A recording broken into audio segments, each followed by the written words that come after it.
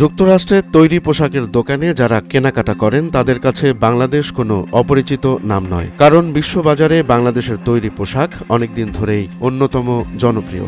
অথচ এখন সেই পণ্যের উপরই যুক্তরাষ্ট্রে আরোপ করা হয়েছে উচ্চহারে শুল্ক, আর সেই সিদ্ধান্তকে অযৌক্তিক বলেই মনে করছেন নোবেলজয়ী মার্কিন অর্থনীতিবিদ পল ক্রুগম্যান।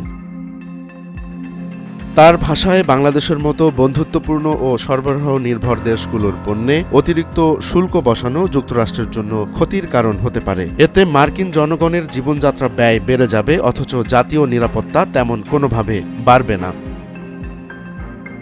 যুক্তরাষ্ট্র বলছে তারা উৎপাদন ফিরিয়ে আনতে চায় নিজেদের মাটিতে। ক্রুগম্যান মনে করেন, ট্রাম্প প্রশাসনের সেই চেষ্টায় বাস্তবতা খুব একটা মেলে না। শুল্ক বাড়িয়ে বাণিজ্য ঘাটতি কমানো কঠিন, বরং এতে ব্যয় বাড়ে, বাজারে পণ্যের অভাব হয় এবং বন্ধুত্বপূর্ণ দেশের ওপর নির্ভরতা কমে যায়, যা দীর্ঘমেয়াদে বিপজ্জনক।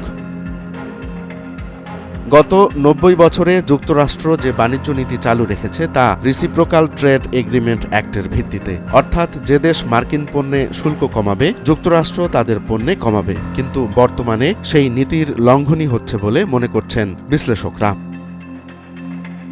তবে পুরো বিষয়টি একপাক্ষিক নয়। যুক্তরাষ্ট্রের পাল্টা শুল্কারোপের ফলে বিশ্ববাজারে জ্বালানি তেলের দাম পড়েছে সর্বনিম্নে। এতে বাংলাদেশের জন্য খুলেছে কিছুটা সম্ভাবনার দরজা, কারণ তেল আমদানিতে কম খরচ হলে দেশে মূল্য কমানো সম্ভব।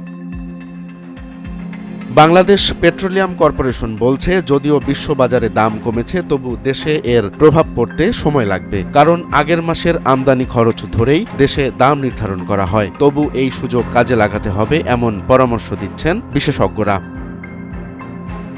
সিপিডির গবেষণা পরিচালক খন্দকার গোলাম মোয়াজ্জেম বলেন, সরকারের উচিত মূল্য নির্ধারণের পদ্ধতি বাজার ভিত্তিক করা। অন্তর্বর্তী সরকারের দায়িত্ব ছিল জনস্বার্থে মূল্য হ্রাস করা, কিন্তু তারা তা পারেনি। এখন দ্রুত সিদ্ধান্ত নিয়ে দাম কমানো সম্ভব।